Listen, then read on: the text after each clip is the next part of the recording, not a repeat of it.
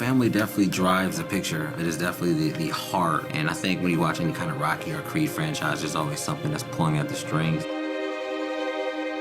I got a text from Stallone maybe about a year ago, and he said, would you mind, have you considering playing this character again? I got this idea. It was a short text, it's Sins of Our Fathers, it said.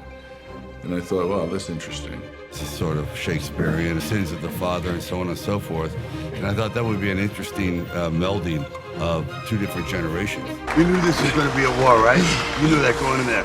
And now on is who wants it more? And who's got more heart? Two sons fighting for their names. It is sort of Shakespearean, whether you have a connection with your father or you're trying to have a connection with your father. It's another universal theme. People relate to it. In the world of boxing, the boxers usually have their sons usually following similar paths. That's all they know. They grow up in the gym. They grow up around it. Kind of natural that I would be boxing after Apollo, that Victor would kind of naturally box after Ivan. Remember why you're climbing these steps.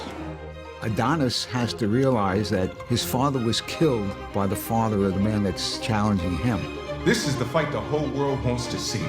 And this is the fight he should take, unless he's afraid of history repeating itself. So there's really every reason to accept the challenge rather than back off. Just the fact that who he is and what he is has to really be proven in the ring.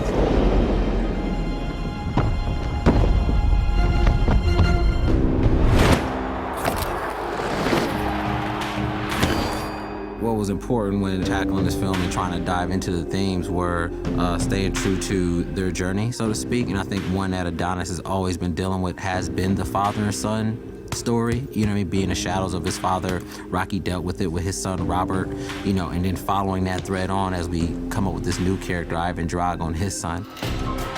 When we find Ivan Drago, he's using his son as the vehicle for him to come back and onto the world stage.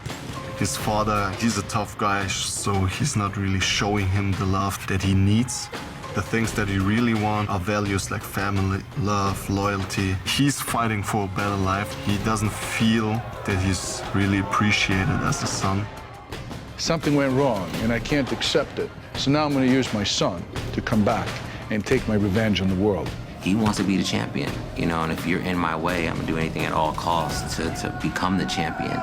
I can relate to that, you know what I mean? It's the dad who's pushing, and that's where the dilemma comes, that's where the conflict comes. Most professional fighters want their sons to fight. They want their sons to follow in their footsteps. And in many cases, most sons want to do that. Because being a fighter is something different. It's not normal, it has a certain prestige about it. I would never encourage my son to box because, first of all, he has so much to overcome, especially if you're on the top level. Right away, my son has to do the impossible. This is my father. He knows what he can get out of me. I know what I can get out of him. So there's almost a perfect mixture of balance.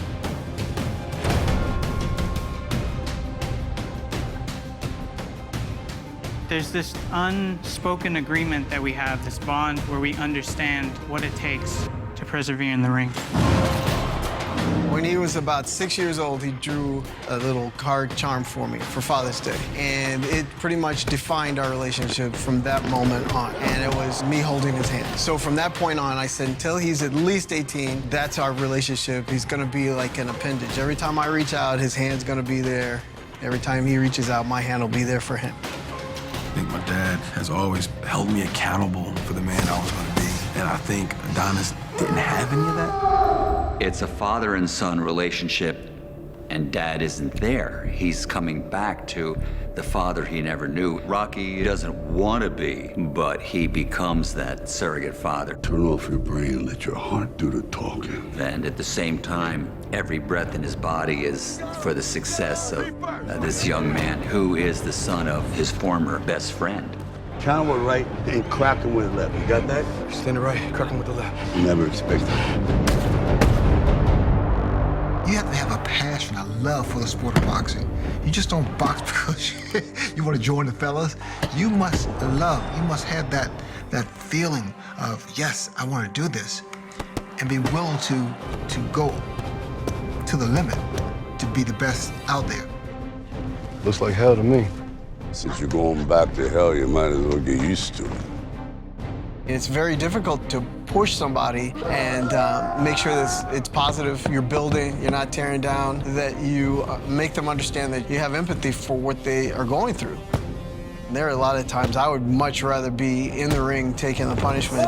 This is something that people don't understand about boxing when it has to do with a father and a son in the corner. We're both agreeing to unite. We're coming together. We are putting ourselves in this situation where we know that we can prevail, that we're going to persevere over what's in front of us. Really, boxing is as large a life image as what's projected on the screen in Creed. I mean, they've actually projected onto the screen some of the emotion and the height of the emotions that we go through when we're going through our dance. Very, very late in the story do I start realizing that maybe something else is important to me. My son. It only fires at the end when I decide to save his life instead of trying to win. And Adonis Creed is still the heavyweight champion of the world. I think the beauty of that story is that there is redemption and you can forgive and you can realize that love is bigger than everything else in the world.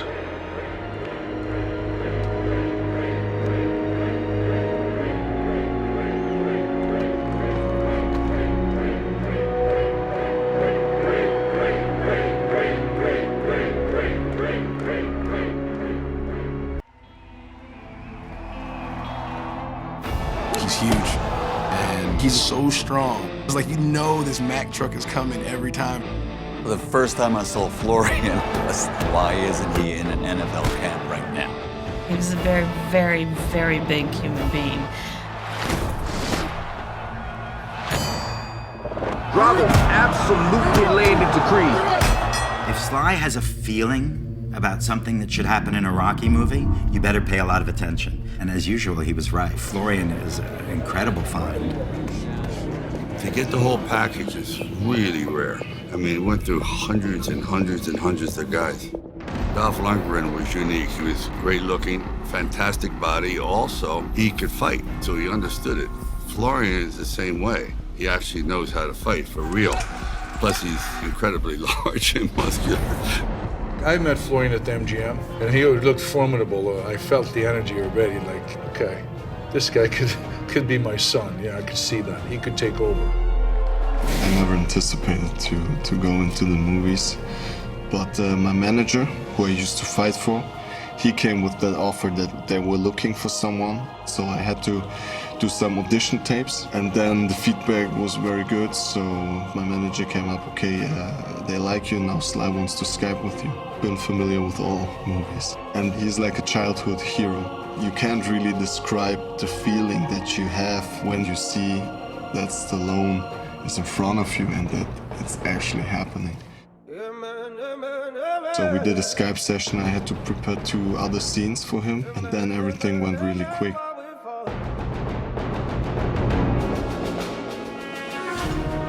You know, it's so impressive, the work that Florian's done. I mean, he, was in Philly for almost 7 months and away from home and training really, really hard. The level of dedication, it's just inspiring. I wasn't familiar with Florian. I wasn't too worried. He already came in as a pro boxer. He's such an overwhelming opponent, so every time he goes into the ring, it's always hell on 2 feet with 2 flying fists. So the challenge was to have control, to take him back and not make him actually hit the person, but make it pretend like he's hitting the person. He was a hard worker as well. He picked up to that really fast. He's a really, really nice guy, super humble, eager to work and learn. Right. Block. Right now. We picked up chemistry really fast, in the ring. We definitely started to get on the same page. He has a very good straight right hand. His ability to throw the punch and actually sell the power was amazing. He brings a lot of emotion and a lot of range to this role. It's a very layered performance by him. He's the perfect person for it. I can't imagine anybody else playing him.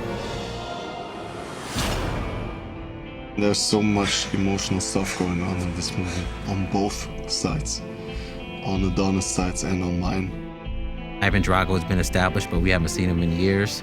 And so dealing with his son, I was able to really focus the film on what's, beyond the gloves and what's beyond the ring. It's always been about family.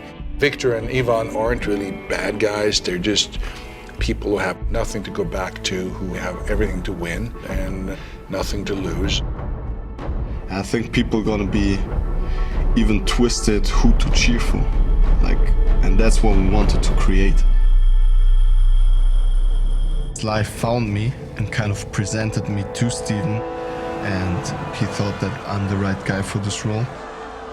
I think we went outside the realm of like the cliche villain type and really dove into something that's really character-based as well. Steven is the guy who I would say deserves the most credits on my performance here. I felt that under no circumstances I can't let him down. He really opened himself up into the roles and the depths of his character. I worked with him day and night on my acting. He knew my story, so I always was talking with him right before the scenes to get in the right zone, to transport the right emotions, and he made me better every day. Let's go! Hell yeah. Got it? Florian's doing very, very, very well. And he's very good in the ring. His acting is really good. He's, getting into those emotional places, and Steven is there working with him. We work very well together, and you couldn't ask for anything better, really. It's going to be fun to see what happens in his career. Like that punch you move, I'm sure you show him that I got. You only get better if you surround yourself with people who are better than you or more experienced than you. And I learned so much from every one of them. Sly is like a mentor. Same for Dolph.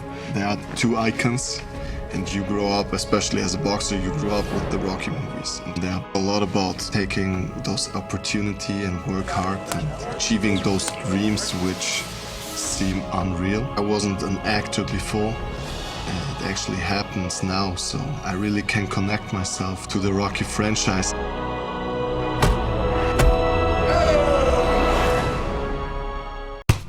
What else is there to say? It's just another fight, okay? You got this.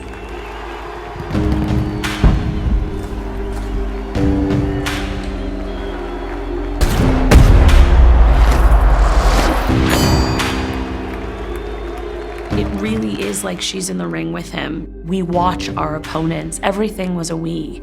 And that's something that we really took and put into the fabric of this film, that Bianca and Adonis become a we. So she's in that ring with him.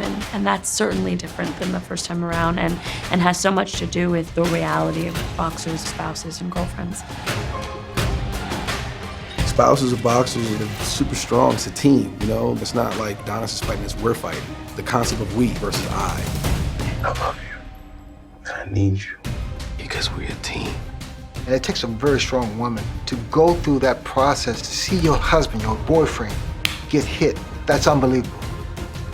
When each of these incredible strong women, they witness their loved ones training hard, running 5-10 miles a day, getting hit, sacrificing, all those things that we normally do with no big deal, but they see that it's more painful than normal. It takes a strong man and a strong woman to get through that, to see that transformation take place.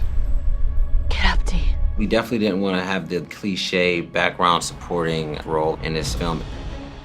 Tessa and I wanted to be sure that our conversations on screen really reflected how women speak when they're alone, when they're together, and the things that women would talk about, or let's say even the way we would speak about something. He hasn't really been himself. And I get it, because he's going through a lot. Trust me, I know. I've been there. It was so exciting to have Felicia back with us, and for she and I to get to really inhabit scenes together, because I just looked up to as a woman and certainly as a performer. So there's a lot of life imitating art. The warmth I think that we feel personally for each other gets to communicate on screen. I still have a box full of vinyl somewhere. If you ever want to make it a night. I would love that. One of my favorite things about making the first Creed was getting to work on the music. In this second installment, we really wanted her voice to have changed in some way, to have grown. And it's after a period where she's trying to navigate her personal life with her professional life, and she maybe isn't making as much music, and so she sort of comes back with a vengeance. Yeah, signed. Congratulations. Thank you. I think it's hugely important that we have women in these roles, and not as background characters, but a huge voice in the plot and the themes. I was very happy to continue with this character. She's a big part of Adonis's life, you know? To have her close the gap in relationship between Rocky and her that's kind of distant. So to kind of bring them closer together and have them have a type of relationship I think was really important for this family unit moving forward. I think the thing that's always been so special about the relationship between Marianne Creed and Adonis is that she keeps him honest. You know, he decides to take this fight, which admittedly maybe is not the best idea, and for him, he thinks it's all about building his own legacy and also vengeance for the fate of his father. I'm going to take it. Do not try to make this about me, and don't pretend that it's about your father. She's a mother who cares about her son, and we just didn't want them as side characters. They had an opinion, they had a voice to be heard during his decision.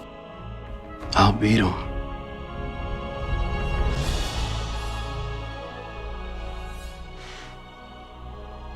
You better.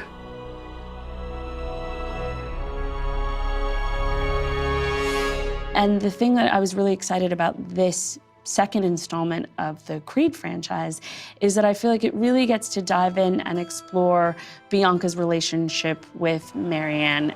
Bianca and Marianne having more of a relationship, you know, coming into the family with a proposal. It was beautiful. It was some really, really heartfelt scenes there.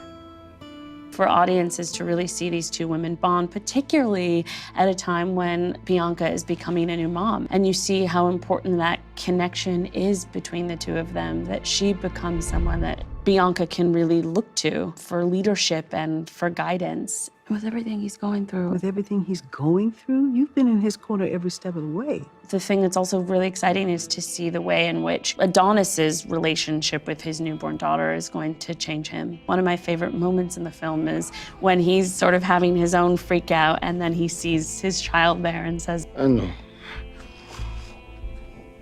Daddy's being a bitch. I know. You get the sense that he's deciding to be a better man and a bigger person for this very little person.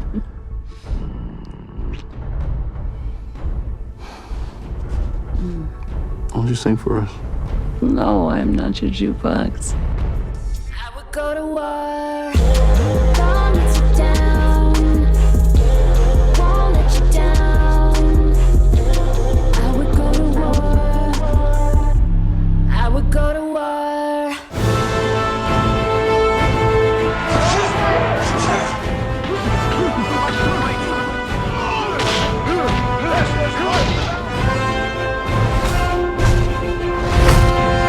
For more than 40 years, Rocky has captured the imagination of audiences around the world.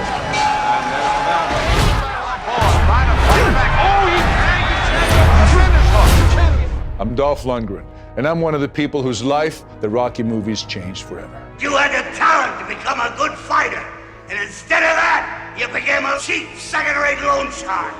To living? It's a waste of life.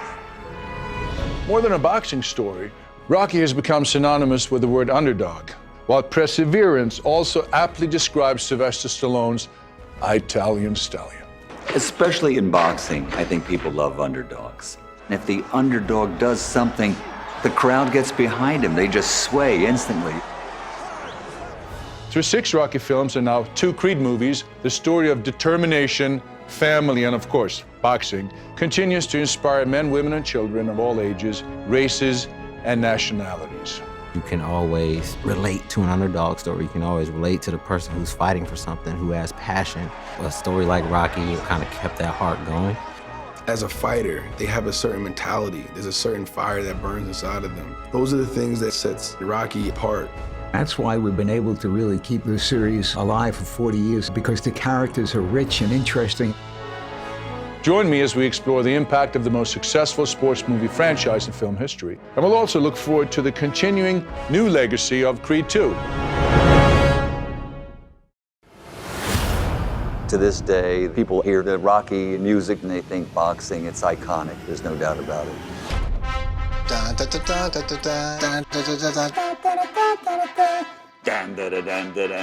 Boom, boom. I love it. It's just beautiful. Irresistible. Yeah, I mean, I get up. It's got that thing that rides underneath it while you got this smooth melody going on the top, like a bird flying and this thing driving underneath it. You've elevated the lower strata of society with elegant music, heroic music, music that you would see in gladiatorial, triumphant entrances of Caesar returning to Rome, not Rocky walking down the street knocking on a pet shop window. When I hear the Rocky theme, it pumps me up no matter what. No matter how many years it's been, I get really excited. That music for me imbibes the power of the transcendence of the human spirit. It's just like you're gonna forge through whatever it is, you're gonna climb every mountain, and you're gonna make it. Who doesn't like Rocky movies? Who doesn't like that kind of top-notch, tough guy, ready to face the world, fight the toughest, baddest guys out there? I must break you. Still to this day, if I'm in a hotel room and I turn on classic movies or something and Rocky, the original, is on there, I just stop and I'll watch the whole movie. It's still compelling. It's still Rocky. It's this great performance, great direction, a low-budget film that literally captured the hearts of everybody.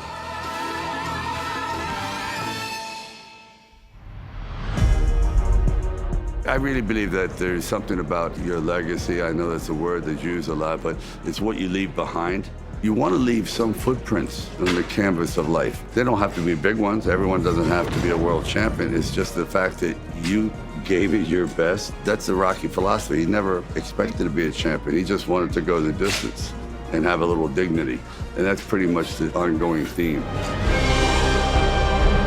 We've had some really good moments in Rockies, and sometimes magic happens, and this is the actual street where I walk out with my son and Rocky Balboa, and I go, you know, it ain't about how hard you hit, it's about how hard you can get hit and keep moving forward, how much you can take and keep moving forward. Because that's how winning is done. It really don't matter if this guy opens my head again. So all I want to do is go the distance.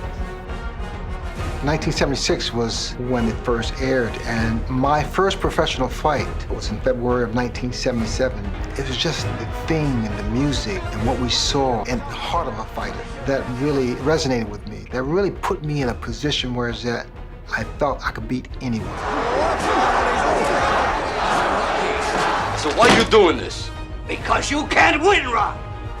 Majority of us are underdogs. Very few successful, top-notch fighters, if you will, champions. It gives them a sense of hope, a sense of, yes, I can do this. If I train hard, if I work hard, if I believed in myself. It shows what it takes to be a winner. That's what it's all about. It's all about determination. It's all about motivation. It's all about what I call power. Prepare, overcome, win every round. And that's what it takes to be a winner. I never have overestimated the impact that it's actually had on people's lives, on athletes, on people that have been handicapped, and young kids, old people, foreign. It's really extraordinary. So it's not really a movie in some ways, and I'm not approached as an actor. It's kind of a representative of a school of thought, philosophy. There's one thing I want you to do for me. What? Come here. What? Win. I think when you watch any kind of Rocky or Creed franchise, there's always something that's pulling at the strings, and ultimately family related to us personally is so universal. The strength of the story has always been in the character of Rocky and the people around him, whether it's Rocky and Adrian and Paulie and Mickey or Apollo Creed. So it's always really been about the characters. If you believe in yourself and believe in something enough that you can succeed and can connect getting through whatever struggles or hardships you have in your life to something more meaningful than just you. If you can connect it to your family, to community, to your ideals, then I think you never lose. Yo, Adrian! I did it!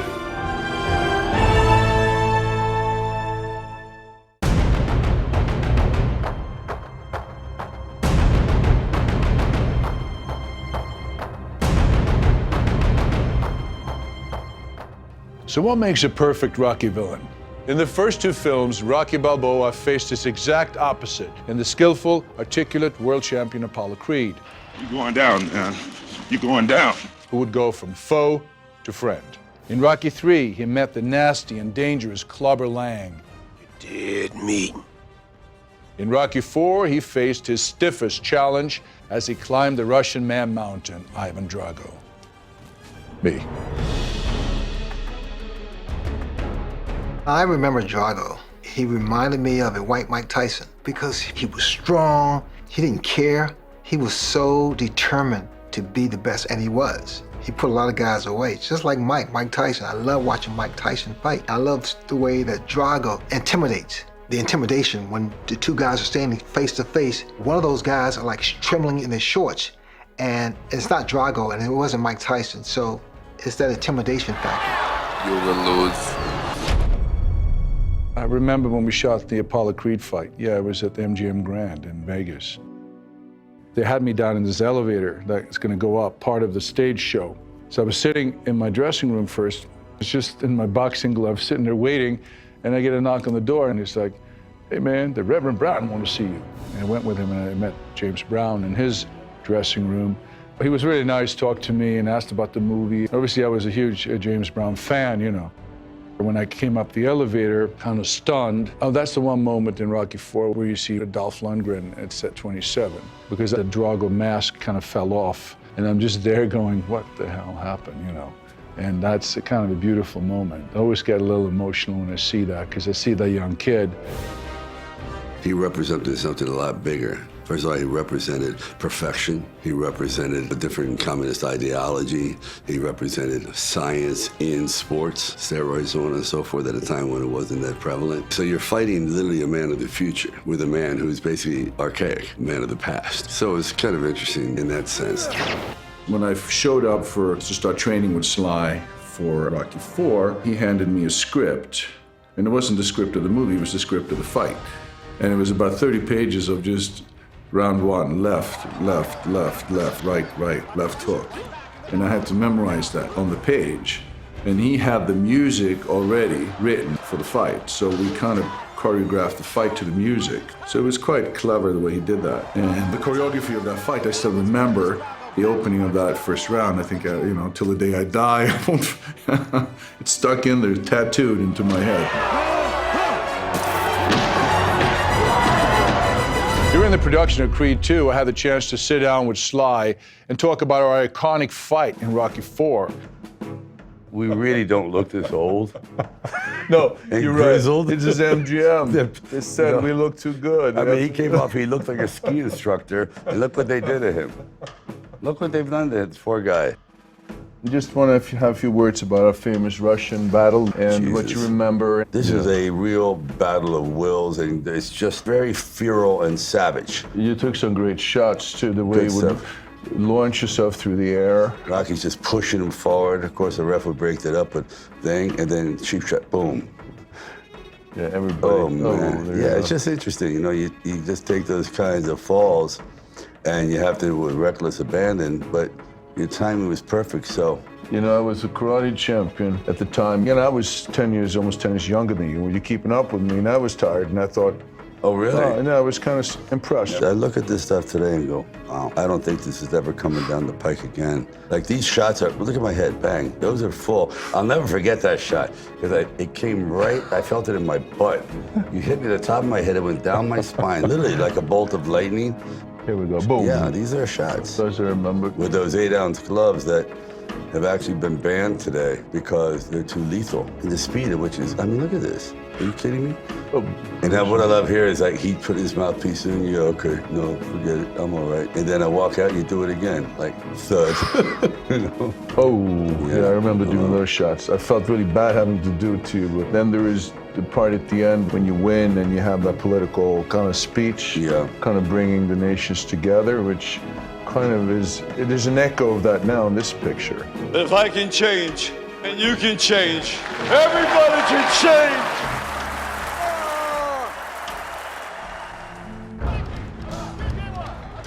Well, Ivan Drago, he's like the Frankenstein myth.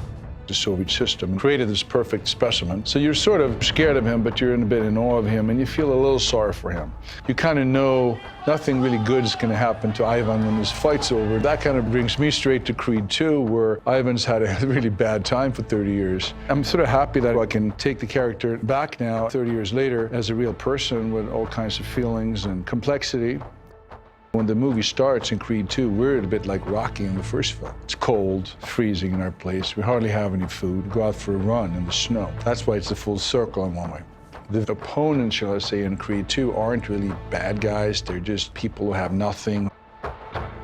It isn't until you finally find a little solace in love and you have someone you want to be proud of you. You now have a reason. It's like having a child. It's one thing to fight. Then you realize you have to support a family. You really are in there. You're gonna fight to the death. Stallone worked that in the original Rocky, that Adrian was a very important person, you know, and she was just as important as Rocky, and the reason he did everything was for her. So it's all about belonging to someone, Mickey, the family, Paulie. That's what's the most important thing. It's not Rocky, it's the group. And as they eventually, you know, died off, Rocky eventually, you know, he lost basically his reason for going on, except for his son.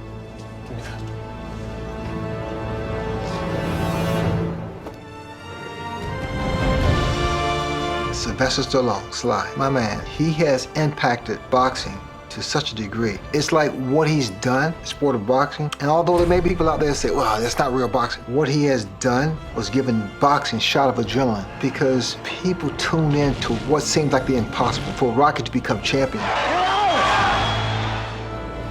I think Sly kind of reinvented that whole boxing genre in '76. I remember seeing the first Rocky, and the boxing scenes were great. Obviously very visceral and very inventive, the way it was shot. The older boxing movies, it always looked a little fake, looked a little bit, you know, staged, but that picture didn't. Sylvester Stallone is a master, and that's all that need be said about that. He knows exactly what to do, how much to do, when to do, and how to do it. He is a master.